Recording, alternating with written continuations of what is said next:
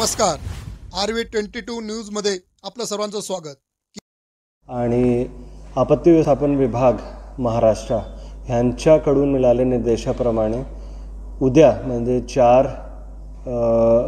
म्हणजे 7 मे 2025 ला संध्याकाळी 4 वाजता ऑपरेशन अभ्यास म्हणून एक मॉक ड्रिलचे आयोजन नाशिक जिल्ह्यामध्ये केला जाणार आहे. आतापर्यंत मिळालेल्या निर्देशानुसार एक जागा निवडून सिव्हिल डिफेन्स जे ऑर्गनायझेशन आहे त्यांच्यासोबत मिळून ह्या मॉक ड्रिलचे आयोजन केला जाणार आहे. ह्यामध्ये मुख्यतः 3 भाग होणार आहे. एक तर त्यामध्ये एअर रेड म्हणून जे अभ्यास आहे त्याचे मॉक ड्रिल केला जाणार आहे आणि त्याच्यानंतर फायर रेस्क्यू म्हणून एक जे सिम्युलेशन असते त्या एक्सरसाइजचा अभ्यास केला जाणार आहे आणि त्याच्यानंतरच एक ब्लॅकआउट म्हणून पण एक अभ्यास जे आहे ते एकदम नियोजित पद्धतीने आणि एक जागा निवड करून तिथे केला जाणार आहे.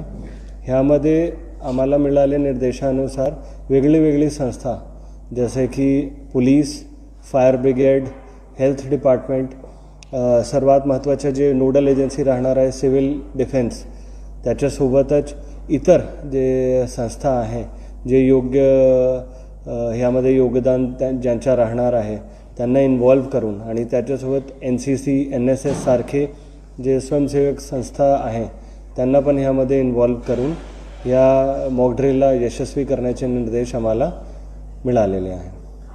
ठिकाणं कुठली आहे सर?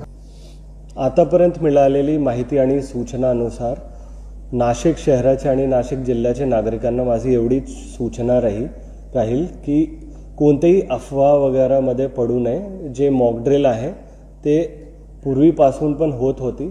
आता जे आहे मॉक ड्रिल आहे ते खूप स्पेसिफिक असतात. त्यामध्ये काय करणे अपेक्षित आहे किंवा काय प्रकारची एक्सरसाइज केली जातात ते खूप स्पेसिफिक असतात.